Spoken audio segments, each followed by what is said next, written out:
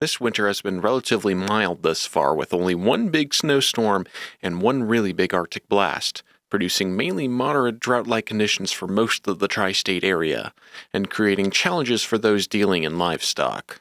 Livestock producers in particular who rely on surface water like ponds for their livestock water may be looking at a little bit of a shortfall, a water shortage this year. So that's a little bit of a concern.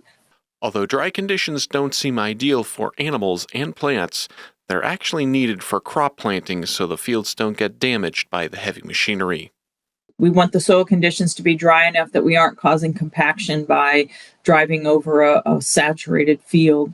And so drier conditions are okay at planting. We just don't want that to extend very long because that plant needs moisture to germinate and start growing. We don't want it to germinate and then not have enough moisture to grow.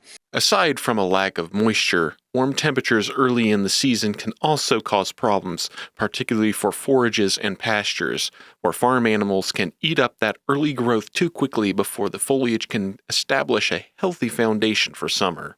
That early spring growth sets up the entire summer's growth pattern, and by grazing too early, we set that plant back for an entire summer of limited forage growth. So make sure that we have, about 6 inches of growth before we turn livestock out to start grazing pastures in the spring.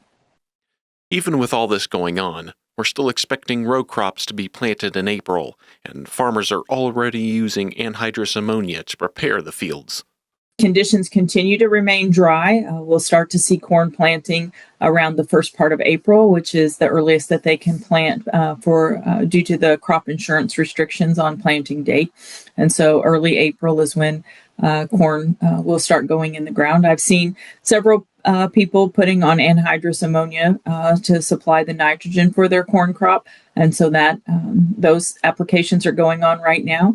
For Tri-State Trusted News, I'm Hagen Zinneker.